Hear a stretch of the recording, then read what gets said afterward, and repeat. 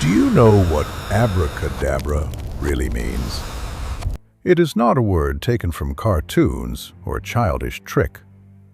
Its origin is attributed to Aramaic, the language spoken by Jesus, and one of its assigned meanings is, "I create as I speak." The Bible had already revealed this principle from the very beginning. In the first chapter of the Gospel of John, it is written, "In the beginning was the Word, and the Word was with God, and the Word was God."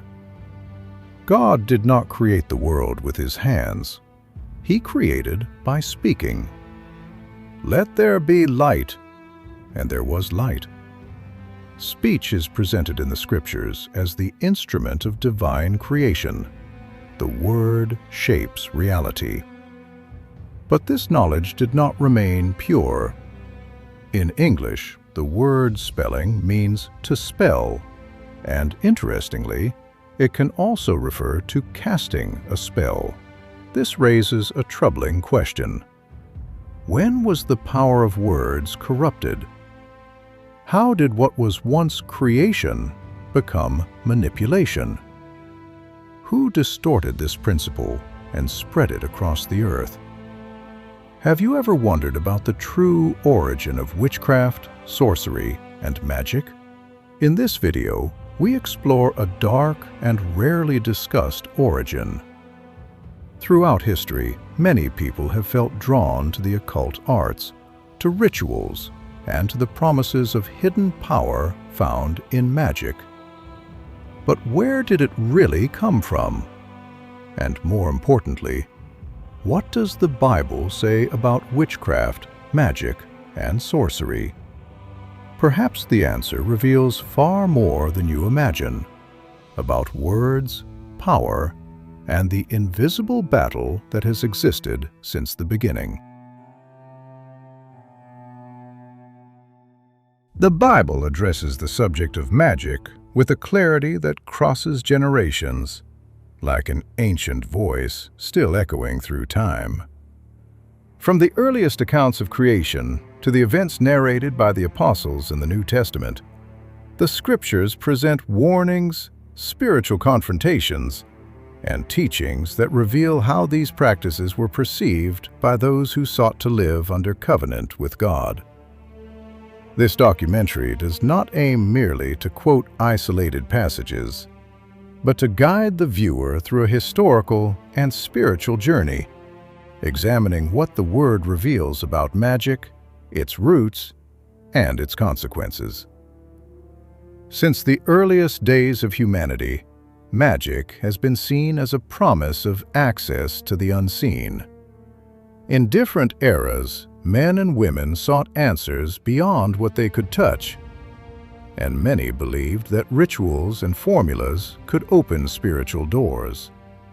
Kings consulted diviners before important decisions. Generals sought omens before wars, and entire peoples bowed before priests who claimed to possess hidden knowledge. In ancient Egypt, in the temples of Mesopotamia, among the Persians, and in the cities surrounding the Mediterranean, complex systems of spells, enchantments, and invocations emerged. Some sought to predict the future. Others attempted to manipulate spiritual forces. Many believed they were protected by secret words and symbols engraved on stones or parchments.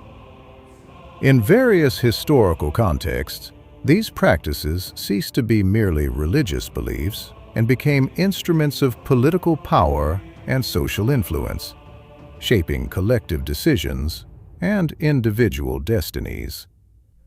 When we turn our eyes to the Scriptures, we realize that the biblical narrative does not ignore this reality. On the contrary, it records direct encounters between servants of God and practitioners of these arts, revealing profound contrasts between trust in divine revelation and the human search for spiritual control. The law, the prophets, and the writings repeatedly point to a central truth. The human heart is called to exclusive faithfulness to the Creator. The condemnation of witchcraft does not appear merely as an isolated prohibition, but as part of a greater call to holiness. The people were invited to trust in God's guidance instead of resorting to practices that promised immediate power but diverted the soul from truth. Throughout the biblical accounts, magic frequently appears associated with idolatry, spiritual manipulation, and attempts to replace dependence on God with human methods. To understand even more deeply the depth of this subject, it is also necessary to observe the origin of the words related to magic and how they reflect the cultural context of their time. In Aramaic, the term amgusha was used to describe someone connected to magical practices, often associated with a Persian or Median priestly class known for its rituals and mystical observations. The root magu carried the idea of a worshipper of the flame, evoking ancient traditions in which fire symbolized spiritual power and ritual authority. Meanwhile, the term magusta was related to occultism and spiritual invocation, indicating not merely an isolated practice, but a tradition passed down from generation to generation, marked by secret teachings and a continuous search for dominion over the unseen. In biblical Hebrew, we find terms that reveal far more than simple linguistic definitions. They carry the spiritual vision of an entire era. The word keshifim, for example, appears associated with divination and with those who sought to access mysteries through paths considered forbidden by the Scriptures. It was not merely a technical description, but an implicit warning about humanity's attempt to cross boundaries established by God. As cultures encountered one another and languages evolved, the concepts linked to magic also traveled across peoples and civilizations. The ancient Persian term magus crossed borders, was absorbed into Greek and Latin, and gradually shaped the words mage, magic, and magician as we know them today. The Proto-Indo-European root mag, associated with the idea of power and ability, reveals that from early times these practices were connected to the human desire to exercise spiritual authority or dominion over invisible forces, a pursuit that spanned centuries and redefined meanings according to how each culture interpreted the supernatural. Among the Chaldeans, this word also gained a philosophical dimension. It was not merely a ritual title, but a symbol of knowledge reserved for a few, frequently associated with secret wisdom and the interpretation of the heavens. From the 1st century before Christ onward, this image became even more consolidated, especially with the emergence of groups known as the Syrian Magi. These figures were seen as seers, interpreters of spiritual signs, and advisors in important decisions. For many peoples, they occupied an ambiguous position, at once respected for their knowledge and feared for their connection with the unseen. Over the centuries, their cultural influence helped shape the popular perception that magicians acted as intermediaries between the physical and spiritual worlds. This historical construction did not happen in isolation. It prepared the stage for profound transformations in the way magic would be understood in the centuries that followed, precisely at the point where the next phase of this narrative begins to gain intensity. The term mage, therefore, did not remain static. When it was incorporated into ancient Greek, it underwent a gradual shift in meaning. What in some Eastern contexts could represent a priestly or philosophical function began to be viewed with increasing suspicion within Hellenistic culture. writers and thinkers started to associate the mage with practices considered dangerous, illusory, or spiritually deceptive. In the 1st century before Christ, Latin inherited this same interpretation, strengthening the image of the mage as someone connected to occultism and distant from true faith. This semantic shift was not merely linguistic. It reflected deep changes in how different societies understood the relationship between humanity and the sacred. When early Christianity began to expand, it encountered a world already marked by suspicion and tension regarding magical practices, which directly influenced the formation of the theology of the first disciples. In the 1st centuries after Christ, the followers of the apostles began to interpret the figure of the mage in light of the teachings of Jesus and the experiences of the early church. Many came to associate witchcraft directly with spiritual forces opposed to God, seeing in these practices not merely human deception, but real dangers to faith. The New Testament records episodes that reinforce this perception, presenting spiritual confrontations that highlight the difference between divine power and human attempts to manipulate the unseen. In Aramaic, for example, the term kosum appears linked to divination, meaning oracle, omen, or the search for revelations outside the divine will. These words do not arise by chance. They reveal that from very early on, there was a clearly defined line between revelation that comes from God and practices that sought to access the future through occult means. The Scriptures also mention specific methods used in ancient practices, such as divination rituals involving flour or barley bread. The root schism carries the sense of consulting signs, interpreting omens, or seeking answers through mystical practices. These linguistic details show that magic was not merely an abstract idea, but a real set of practices spread among ancient peoples and cultures. In many places, these activities were treated as a form of spiritual science, while the Bible presents them as paths that led humanity away from dependence on God. In light of this historical and biblical panorama, an inevitable question arises.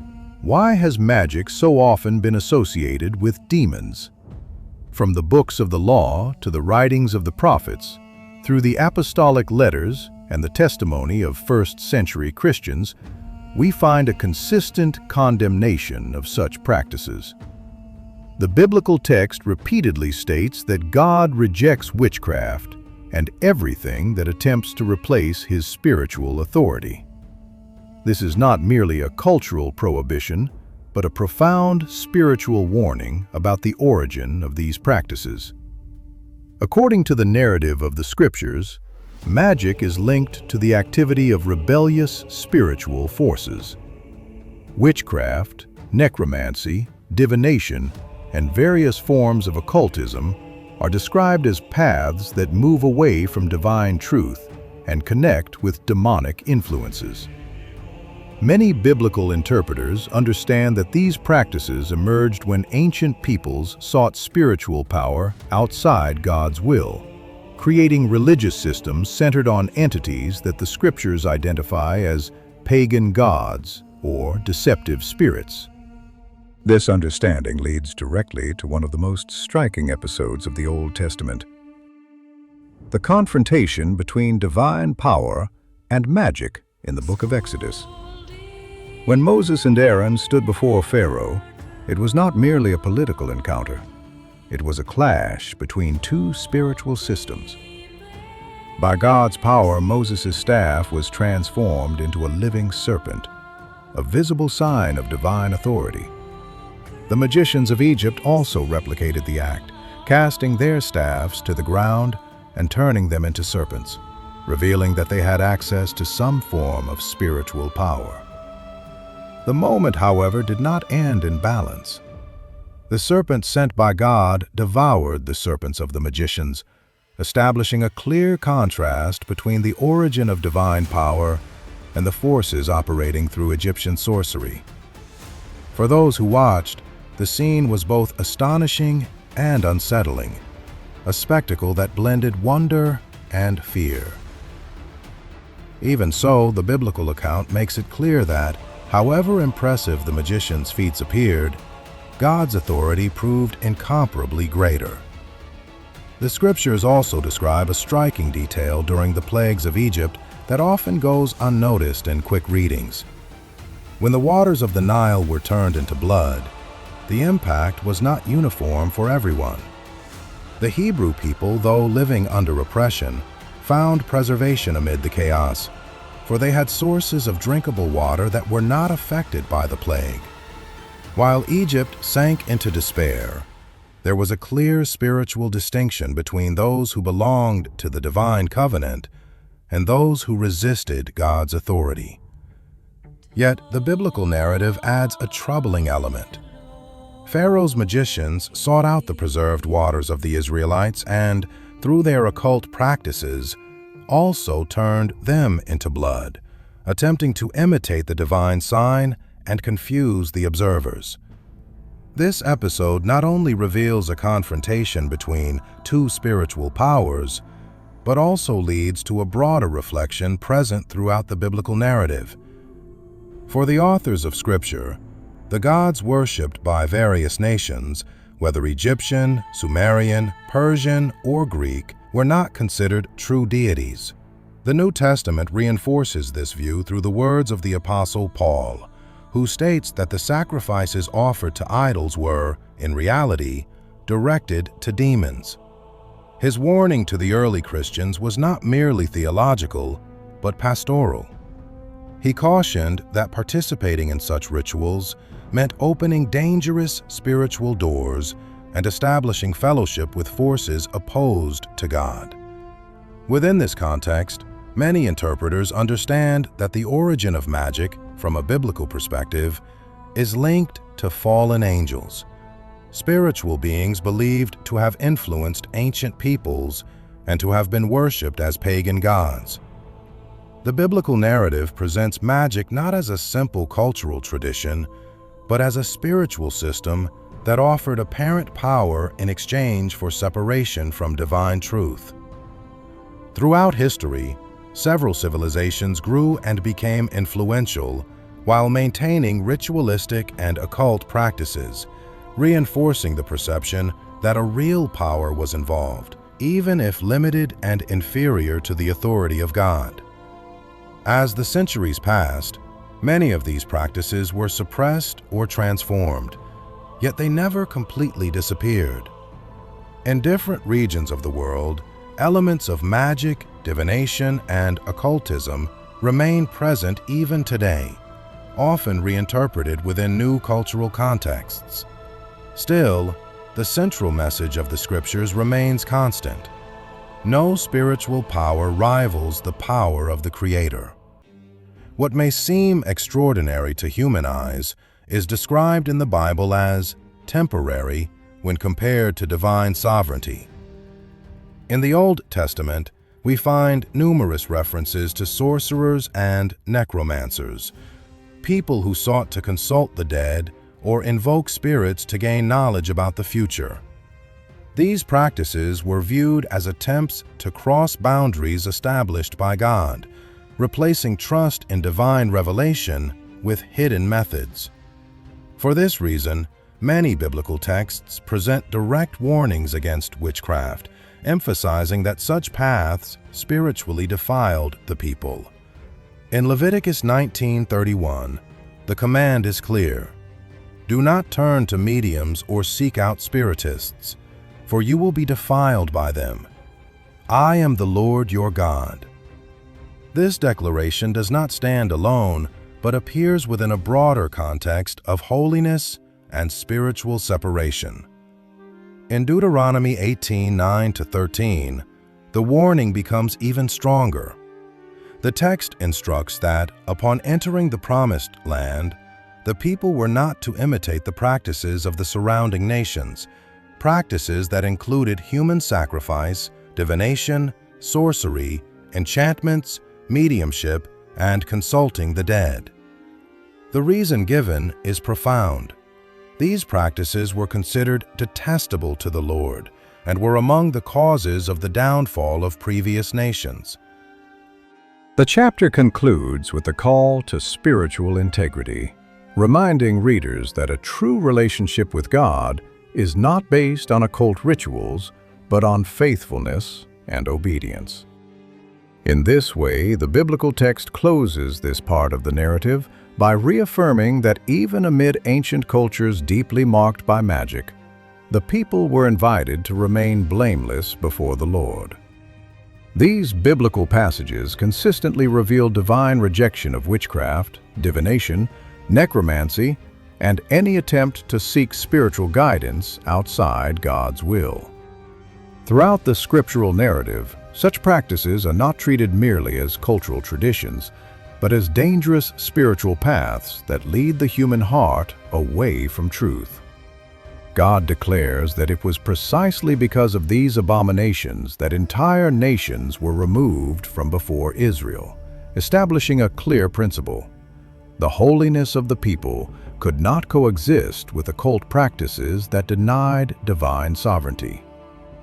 For this reason, the Bible repeatedly emphasizes that those who belong to God must remain blameless before Him. This warning appears not only in ancient laws, but also in stories that reveal the real consequences of misguided spiritual choices. A striking example is King Saul, whose journey began with promise and authority, but ended in spiritual downfall. In the book of Samuel, we see that in a moment of desperation and fear, Saul turned to necromancy, a forbidden practice that sought answers through consulting the dead. The narrative shows that his decision was not merely a political mistake, but a profound rupture with trust in God. According to the biblical perspective, necromancy and other forms of occultism operate through spiritual deception. What many believe to be communication with the dead or access to hidden knowledge is described in the Scriptures as the activity of evil spirits. These spirits present themselves in convincing ways, exploiting pain, curiosity, and the human search for quick answers. Thus, practices that may seem neutral or even benevolent become, in the biblical view, instruments of spiritual confusion.